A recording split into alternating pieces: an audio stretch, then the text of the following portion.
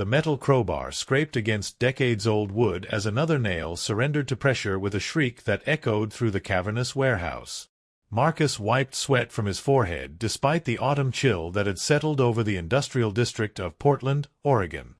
His younger brother David positioned the pry bar at the next corner of the massive crate, both men working with the systematic precision that came from years of running their salvage business together.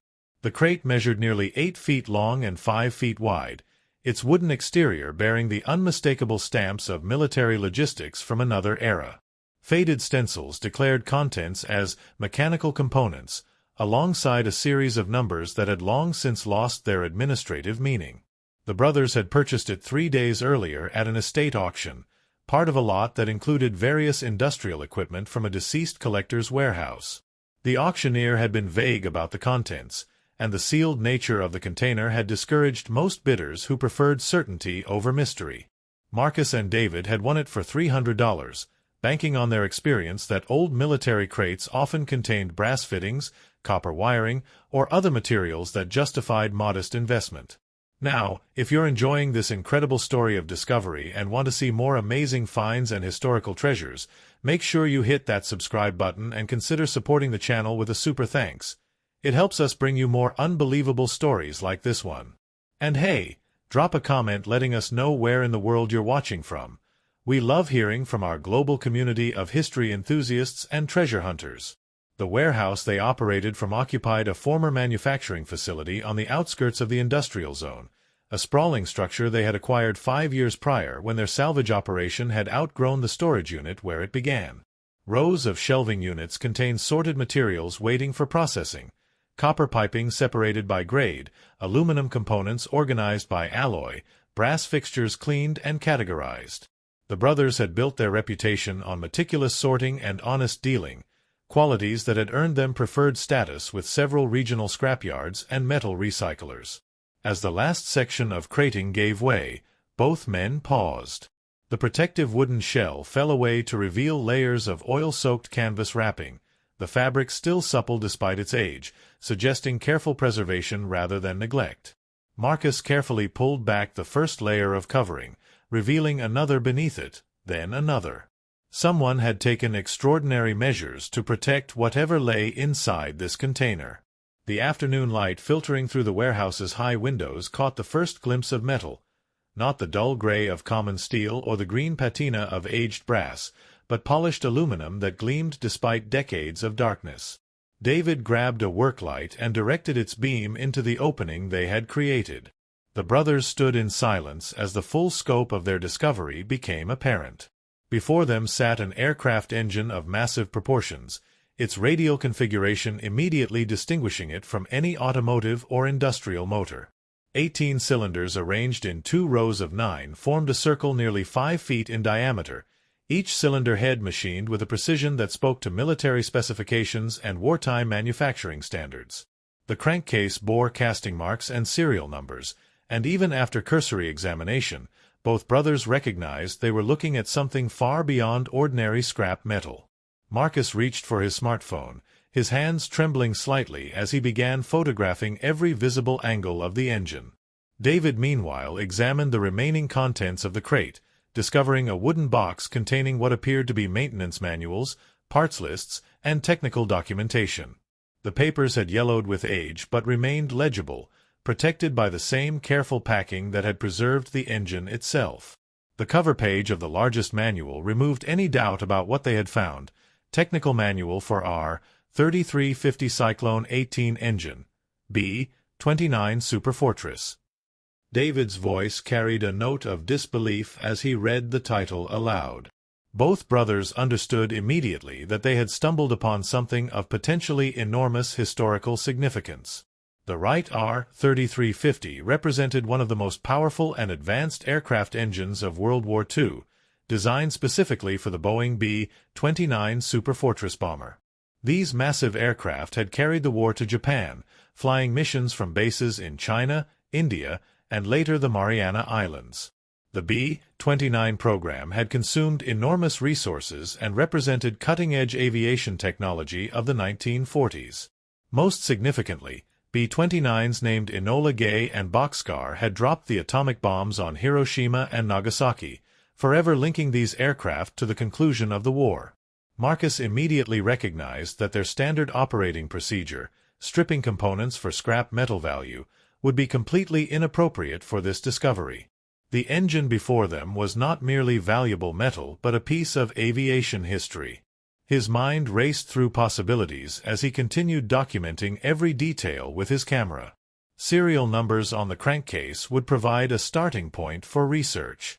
The condition appeared remarkably good, with no obvious corrosion on the visible aluminum surfaces and the protective wrapping having successfully prevented moisture damage. David spread the documentation across a nearby workbench, carefully handling the fragile papers as he began examining their contents. The parts list indicated this was a complete engine, including accessories that would have been installed during service. Maintenance logs showed entries dating from 1944 and 1945, with notations about inspections, component replacements, and operational hours. The last entry, dated September 1945, indicated the engine had been removed from an aircraft and prepared for storage following the war's conclusion. The brothers spent the remainder of the afternoon carefully removing all protective wrapping and examining every accessible component of the engine. The more they discovered, the more remarkable their find appeared. The propeller reduction gearbox remained attached, still filled with congealed oil that would need careful removal and replacement. Each of the 18 spark plugs sat in their threads, the leads to the magnetos still connected. The carburetor assembly showed no signs of the deterioration that typically affected such components after decades of storage. Whoever had packed this engine away had done so with the clear intention of preserving it in serviceable condition. As evening approached and warehouse lights replaced natural illumination, Marcus began researching the serial numbers he had photographed. David continued cataloging the documentation, creating a detailed inventory of every paper, manual, and notation they had found.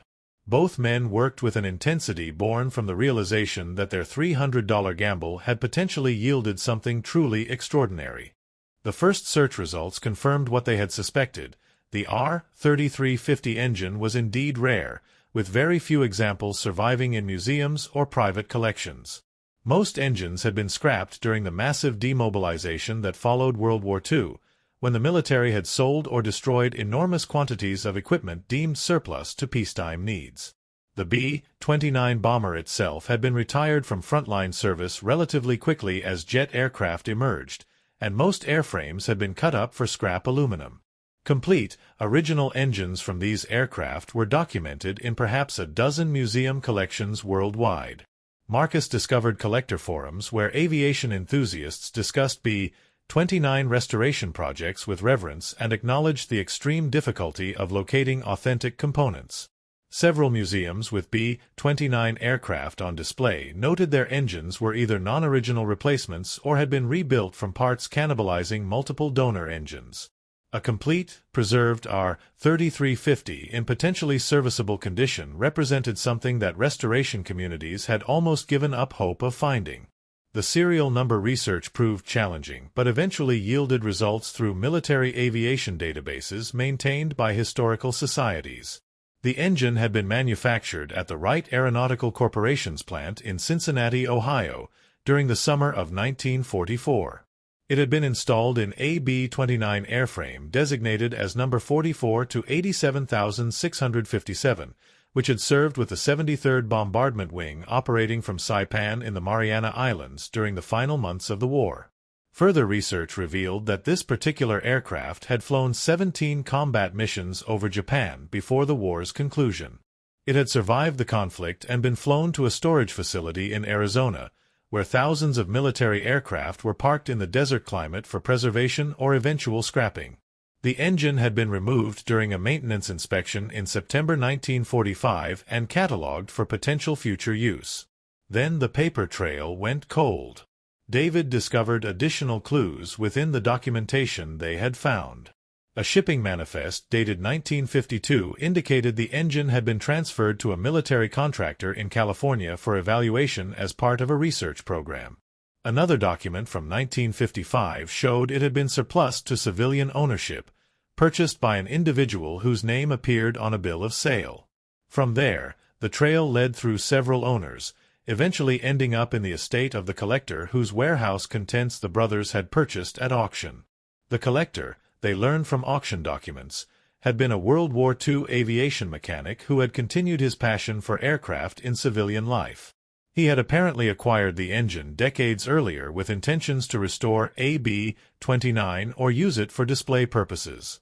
Age and health issues had prevented him from completing these plans, and the engine had sat in its protective crate in his warehouse for years, gradually buried under other collected items and eventually forgotten even by family members who settled his estate after his passing. Marcus contacted several aviation museums the following morning, beginning with the National Museum of the United States Air Force in Dayton, Ohio. The curator of their World War II aviation collection listened to his description with growing interest, then asked for photographs and serial number documentation. Within hours, the museum responded with a request for more detailed images and measurements, along with an expression of serious interest in examining the engine in person. Similar contacts with the Smithsonian's National Air and Space Museum, the Pacific Aviation Museum Pearl Harbor, and the Museum of Flight in Seattle produced comparable reactions. Each institution verified that complete, original R-3350 engines were extraordinarily rare and that the documentation accompanying this discovery made it even more valuable from a historical perspective. The ability to trace this specific engine to a particular aircraft and operational unit provided context that elevated it beyond mere mechanical artifact to a genuine piece of military history.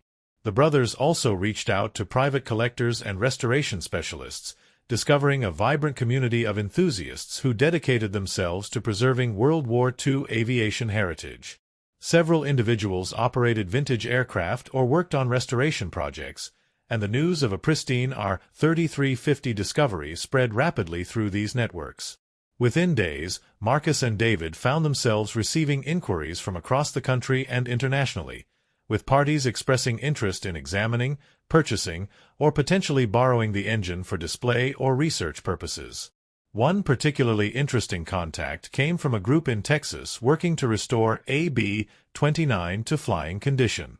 Their project had consumed years and millions of dollars, assembling an airframe from parts and gradually collecting the components necessary for a complete aircraft. They had struggled particularly with finding authentic engines, ultimately settling for units that had been significantly modified or partially rebuilt from components. The discovery of an original, potentially serviceable R-3350 represented an opportunity they had not anticipated encountering. As inquiries multiplied, Marcus and David realized they needed expert assessment to understand exactly what they possessed and what options existed for its future. They arranged for a specialist in vintage aircraft engines to visit their warehouse, a retired aerospace engineer named Robert Chen who had spent his career working with both military and civilian aviation and who now consulted for museums and restoration projects. Chen arrived on a gray Thursday morning, carrying a toolbox filled with specialized measuring instruments and diagnostic equipment. His examination of the engine lasted nearly 4 hours, during which he carefully inspected every accessible component, took precise measurements, and documented the condition of critical systems. He paid particular attention to the crankshaft, cylinder walls, valve mechanisms, and the supercharger assembly that gave the R-3350 its distinctive performance capabilities. When he finally stepped back from his inspection, Chen's assessment confirmed the brothers' hopes. The engine had been prepared for storage with exceptional care, properly drained and treated with preservatives that had successfully prevented corrosion. The cylinder walls showed minimal wear, suggesting relatively low operational hours before storage. The crankshaft appeared straight and undamaged, without the scoring or bearing damage that often afflicted engines after periods of hard use. Most remarkably, all 18 cylinders showed compression when he performed a basic test, indicating that the pistons and rings had not seized during storage. Chen's opinion was that with careful preservation work, cleaning, new gaskets and seals, fresh lubricants, and replacement of deteriorated rubber components, the engine could potentially be restored to display quality or even operational status. Such restoration would require expertise and investment, but the fundamental mechanical integrity remained sound. He estimated the engine's value at somewhere between $75,000 and $150,000, depending on the buyer and intended use, with potentially higher values if it were restored to running condition. The documentation Chen examined proved equally valuable in his assessment. The maintenance logs provided detailed history about the engine's operational life, showing it had accumulated approximately 400 hours of flight time before removal from service. This relatively low number explained its excellent condition. Military aircraft engines of the era typically required major overhauls after 1,000 hours or less, meaning this unit had been retired while still in its prime operational life. Most intriguing were several notations in the logs that indicated this engine had powered its aircraft during missions over Tokyo and other Japanese targets. While the logs did not specify exact mission details, the dates corresponded with major bombing campaigns that had devastated Japanese industrial capacity in the war's final months. The engine before them had quite literally helped end World War II, carrying crews through enemy fire and bringing them home safely across vast expanses of Pacific Ocean. Marcus and David spent several evenings discussing the decision before them. Their salvage business operated on straightforward principles: acquire materials, process them efficiently, and sell to buyers who valued quality and reliability. This discovery fell entirely outside their usual scope of operations. They could sell the engine quickly to a private collector or dealer, realizing immediate profit that would certainly exceed anything they had expected from a $300 investment. Alternatively, they could work with museums or preservation organizations, potentially ensuring the engine received careful stewardship and remained accessible to the public. The decision crystallized during a conversation with their father, a Vietnam War veteran who had served as an aircraft mechanic in the Air Force.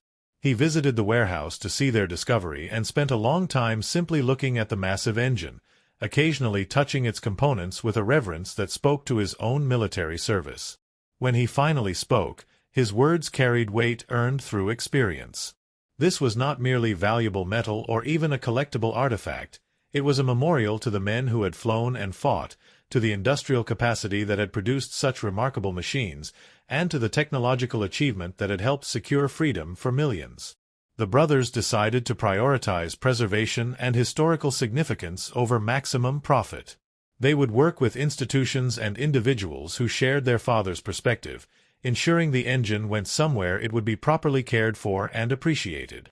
This decision felt right in a way that transcended financial calculation, connecting them to something larger than their daily business concerns. Their first serious negotiation began with the B-29 Restoration Group in Texas. The organization operated as a non-profit, funded through donations and staffed primarily by volunteers who contributed their time and expertise to the restoration project. Their B-29, recovered from a crash site in Alaska where it had made an emergency landing in 1947, had taken years to transport and begin restoring. The airframe sat in a hangar outside Fort Worth, gradually being brought back from corroded wreckage to something resembling its wartime glory. The group's president, a retired airline pilot named James Sullivan, traveled to Portland to see the engine in person.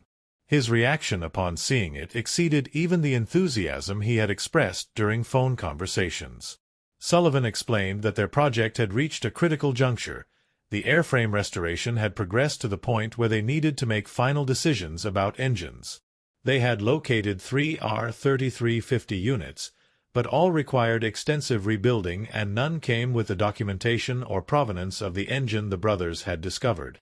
Sullivan proposed a plan that immediately resonated with Marcus and David. Rather than purchasing the engine outright, an expense that would strain the organization's budget significantly, he suggested a donation arrangement. The brothers would receive a substantial tax deduction for their contribution, and more importantly, the engine would be preserved as part of a flying memorial. The restored B-29 would not simply sit in a museum but would fly at air shows and commemorative events, allowing the public to see and hear the aircraft as it had operated during wartime. The proposal offered additional benefits that appealed to the brothers' sense of the discovery's significance. The restoration organization maintained extensive documentation of their project and regularly published updates for donors and supporters. Marcus and David would be recognized for their contribution and could follow the engine's restoration and eventual installation. They would receive invitations to see the aircraft when restoration completed and to attend its first flight, an event that was realistically several years away given the project's scope, but which would represent something truly extraordinary. Before committing to any arrangement, the brothers consulted with tax professionals and attorneys to understand the implications of such a donation. The paperwork proved complex, requiring professional appraisal of the engine's value and proper documentation of its condition and provenance. Robert Chen agreed to provide the formal appraisal, conducting an even more thorough examination and producing a detailed report that would satisfy Internal Revenue Service requirements for substantial charitable contributions. The appraisal process itself revealed additional interesting details about the engine. Chen discovered manufacturers' marks indicating specific components had been produced at different facilities, a common practice during wartime when production was distributed across multiple locations to meet demand and reduce vulnerability to enemy action. The supercharger assembly bore marks from a General Electric plant in Massachusetts. The carburetor came from a specialized manufacturer in Michigan. The magnetos were produced by a company in Connecticut.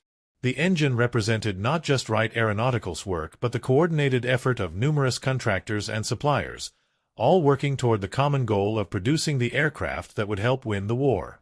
Chen's final appraisal valued the engine at $120,000, based on its excellent condition, complete documentation, and historical significance. This figure provided the basis for the tax deduction the brothers would claim, though they understood the actual financial benefit would be spread across several tax years given limitations on charitable deductions. More important to them was Chen's conclusion that the restoration organization represented an ideal destination for the engine, possessing both the technical capability to restore it properly and the commitment to preserve it as a living piece of history. The formal donation process took several weeks to complete, requiring coordination between the brothers' attorneys, the restoration organization's legal counsel, and the appraisal documentation. During this period, Marcus and David arranged for professional photographs of the engine in its current state, documenting every detail before it left their possession. These images would become part of both the restoration organization's archives and their own record of an extraordinary discovery. The day the engine left their warehouse marked an ending and a beginning. A specialized transport company arrived with equipment designed for moving large, delicate machinery. The engine was carefully lifted from its protective crate and secured to a custom pallet, then wrapped in additional protective covering for its journey to Texas. Marcus and David watched the truck pull away, carrying with it an artifact that had traveled from wartime manufacturing plants to Pacific combat zones to decades of storage and finally to rediscovery in their warehouse. The story of their discovery had begun spreading through aviation communities even before the engine left Portland. Marcus had shared their find on social media, and the post had been picked up by aviation history forums, military heritage sites, and eventually mainstream news outlets. Reporters contacted them for interviews, intrigued by the narrative of modest salvage dealers stumbling upon a priceless piece of World War II history. Local television stations ran features about the discovery, and a national magazine published an article about the find and the engine's future with the B-29 restoration project. The attention brought unexpected opportunities. Museums contacted the brothers about other items that had been part of the collector's estate, materials that Marcus and David had initially regarded as interesting but not particularly valuable.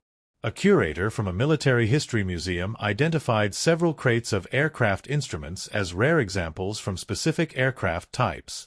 Another institution expressed interest in the documentation and manuals that had accompanied the engine, recognizing them as valuable references for their own collection. What had begun as a routine auction purchase had transformed into something much more significant. The brothers found themselves inadvertently becoming part of a community dedicated to preserving aviation history, connecting with people whose passion for these artifacts matched their own growing appreciation for the stories they represented. They learned about restoration projects around the country, discovered museums working to preserve World War II aircraft, and gained insight into the challenges of maintaining these complex machines decades after their manufacture. The financial aspect of the donation exceeded their initial expectations. Chen's appraisal provided substantial tax benefits that would reduce their liability across multiple years. More valuable, however, were the relationships they had developed through the process. Robert Chen became a friend and occasional consultant, helping them evaluate other unusual items that occasionally appeared in their salvage business. The restoration organization kept them informed of progress on the B-29 project, sending regular updates and photographs as work continued. 6 months after the engine's departure, Sullivan invited the brothers to visit Texas and see the restoration work in person. Marcus and David made the trip on a weekend, driving to the hangar outside Fort Worth where the B-29 project occupied a dedicated workspace. What they found there left them genuinely awed. The aircraft had progressed remarkably since their engine had arrived, with major structural work completed and systems installation well underway. Their donated engine sat on a specialized stand in a temperature-controlled section of the hangar, undergoing the careful restoration process Chen had outlined. A team of volunteer mechanics, several of them former military or airline maintenance personnel, worked systematically through each component. They had already disassembled the engine completely, cleaning and inspecting every part. Damaged or deteriorated items were being replaced with authentic period components sourced from other donors or fabricated by specialists using original specifications. Sullivan explained that their engine's excellent condition had actually accelerated the overall project timeline. Rather than spending months or years trying to piece together serviceable engines from multiple damaged units, they could focus on restoring this single example to operational standards. The documentation that had accompanied it proved invaluable, providing maintenance specifications and procedures that guided their work. Several technical questions about proper assembly and adjustment had been answered by referring to the original manuals Marcus and David had found in the crate. The brothers spent the day touring the restoration facility, meeting volunteers, and learning about the intricate process of bringing a World War II bomber back to life. They saw the airframe itself, now stripped of corrosion and being gradually rebuilt with a combination of original components and carefully manufactured replacements. They examined the other 3 engines being prepared for installation, understanding now why their discovery had been so significant. The difference in condition between their donated engine and these others was dramatic and obvious even to their untrained eyes. Most moving was meeting several World War II veterans who volunteered with the project. These men, now in their 90s, had served on B-29 crews during the war. They spent time at the hangar when health permitted, offering advice based on direct experience and simply being present as tangible connections to the aircraft's operational history. One veteran, a former flight engineer, examined the brothers' engine carefully and shared stories about maintaining similar engines during combat operations, describing the challenges of keeping these complex machines running under wartime conditions. The visit concluded with a small ceremony in which the restoration organization formally recognized Marcus and David's contribution. Sullivan presented them with a plaque commemorating their donation and announced that when the B-29 flew again, it would carry their names on a recognition panel inside the aircraft alongside other major donors and supporters. The brothers would always be part of the airplane's story, their accidental discovery having played a crucial role in returning this piece of history to the skies. Driving back to Portland afterward, Marcus and David reflected on the journey their $300 gamble had taken them on. They had entered the auction looking for scrap metal and had instead found something that connected them to history, to a community of passionate preservationists, and to the remarkable story of American industrial and military achievement during World War II. The financial benefits of the donation certainly mattered, but they paled beside the satisfaction of knowing their engine would fly again, would be heard and seen by people who might never otherwise encounter such a powerful reminder of the sacrifices and accomplishments of a previous generation. Their salvage business continued its normal operations, but the experience had changed how they approached their work. Marcus found himself researching items more carefully before processing them, occasionally discovering that certain pieces had historical significance beyond their scrap value. David developed relationships with several local museums, occasionally donating items or connecting institutions with materials they sought. Neither brother became a full-time historical preservationist, but both found ways to incorporate this perspective into their existing business, honoring the past even while working in the practical present. The media attention from their discovery brought additional business opportunities. Auction houses began contacting them when interesting estate sales came available, recognizing that the brothers had both the expertise to properly value unusual items and the integrity to handle historically significant materials appropriately. Collectors seeking to liquidate estates or downsize collections reached out, trusting that Marcus and David would evaluate materials fairly and ensure appropriate destinations for items of cultural or historical importance. The story also connected them with others who had made similar discoveries. A man in Michigan contacted them about a sealed crate he had purchased that contained aircraft instruments. A woman in Florida reached out regarding her late father's collection of military equipment, uncertain how to evaluate or dispose of it responsibly.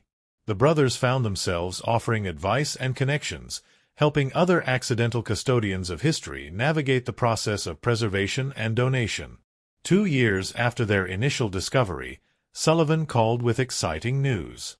The B-29 restoration had reached a major milestone, the first engine run. Their donated engine, fully restored and installed in the number 3 position on the aircraft's right wing, had been started and run successfully. The test had gone beautifully, with the massive radial roaring to life and running smoothly through a series of performance checks. Sullivan sent video of the event, and the brothers watched with genuine emotion as the engine they had discovered spun up, its 18 cylinders firing in synchronized precision, producing the distinctive sound that had once been common across Pacific Islands but had long since faded from the world. The restoration organization invited them to attend the aircraft's first flight, projected for the following year pending completion of remaining work and necessary flight testing. Marcus and David immediately committed to attending, understanding they would witness something extraordinary. Few World War II bombers remained in flying condition anywhere in the world, and the return of another B-29 to the skies would represent a significant achievement in aviation preservation. The months leading up to the first flight brought regular updates from Texas. Ground testing proceeded successfully, with all 4 engines running well and systems checks revealing no major problems. The aircraft received its final paint scheme, replicating the markings of a specific B-29 that had served with the 73rd Bombardment Wing, coincidentally the same unit their engine's original aircraft had been assigned to. The restoration organization chose this particular aircraft's markings to honor veterans of that unit, several of whom had supported the project and who would attend the first flight. When the day finally arrived, Marcus and David flew to Texas along with their father, whose military service and initial encouragement had influenced their decision to donate rather than sell the engine.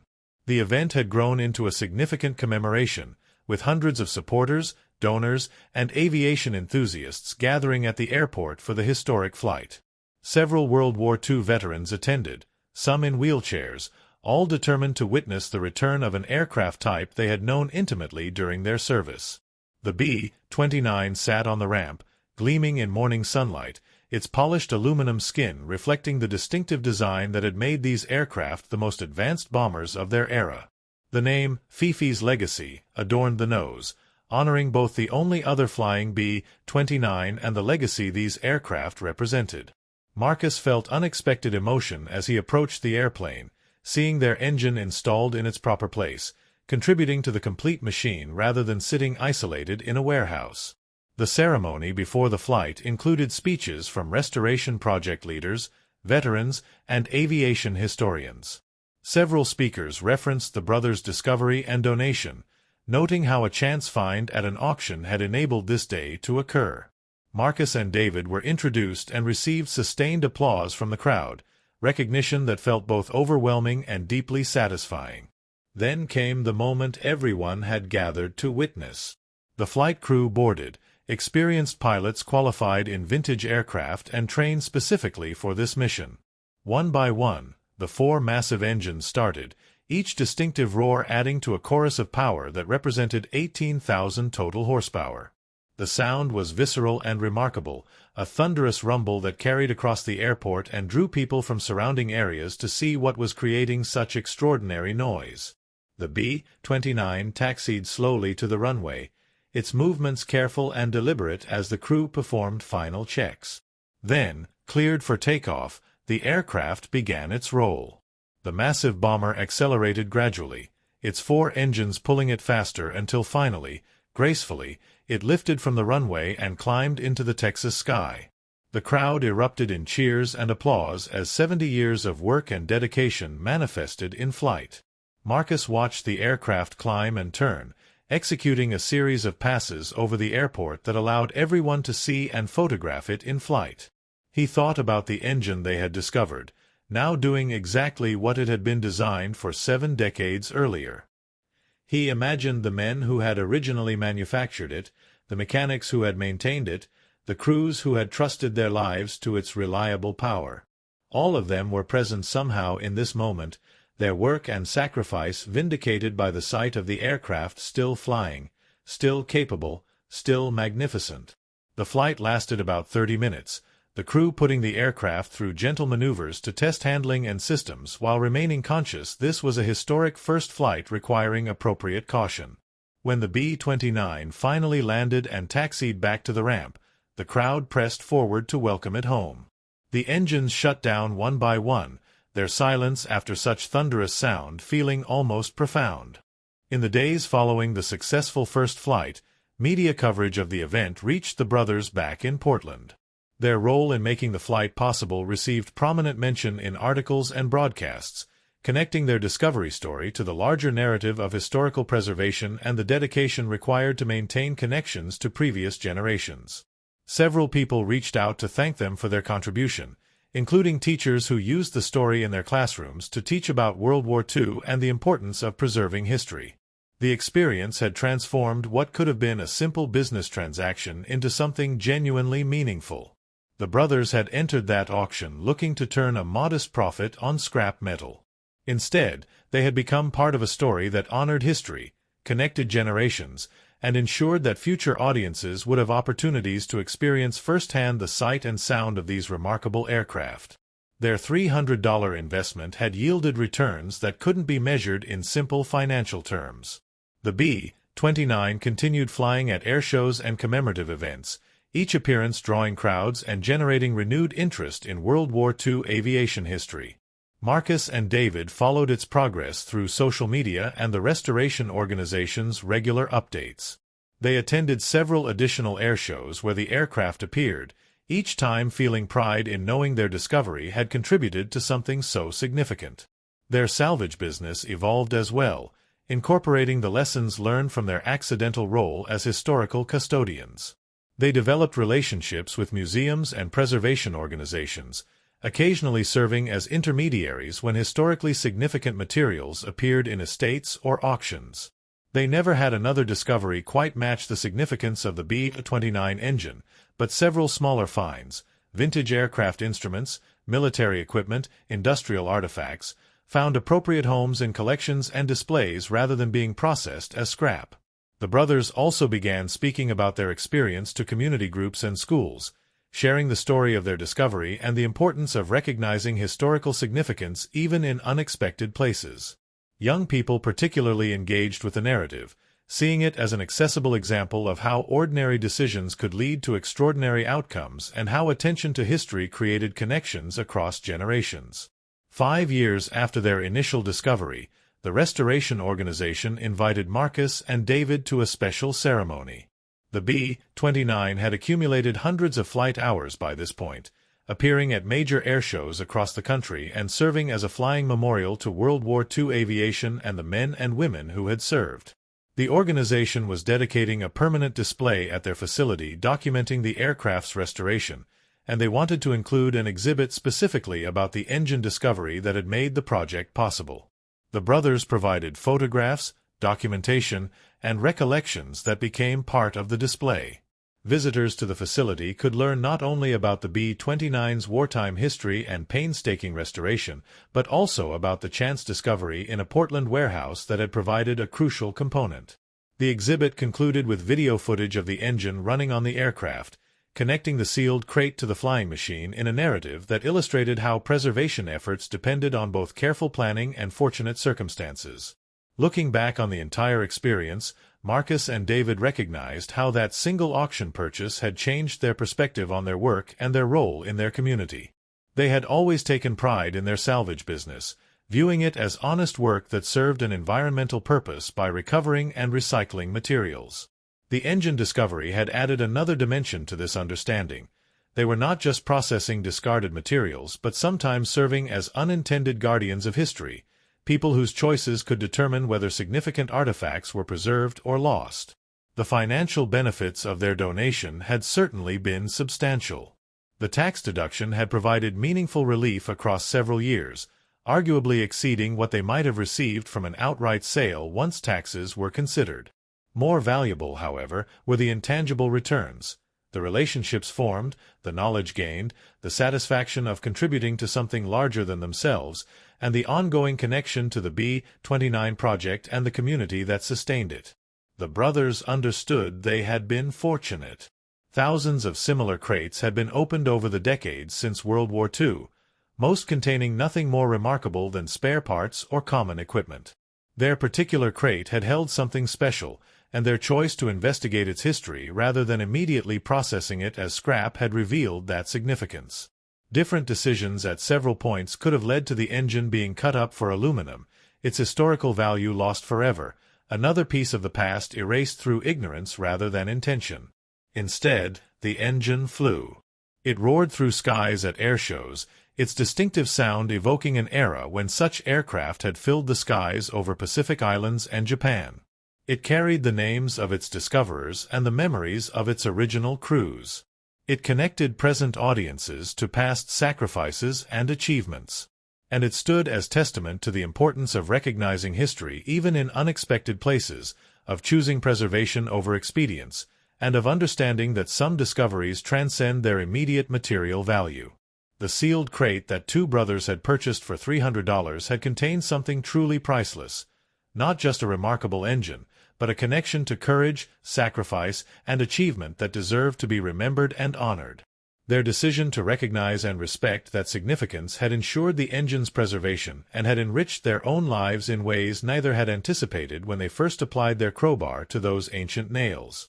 Before we wrap up this incredible journey, if you've enjoyed this amazing story of discovery and historical preservation, please make sure you're subscribed to the channel and hit that notification bell so you never miss another fascinating story. Consider supporting us with a super thanks. Your generosity helps us continue bringing you these remarkable tales from history and beyond. And we'd love to know, where in the world are you watching this from? Drop your location in the comments below, and let us know what you thought about this incredible discovery. The aviation history community is global, and we love connecting with fellow enthusiasts and history lovers everywhere. Thanks for watching, and we'll see you in the next story.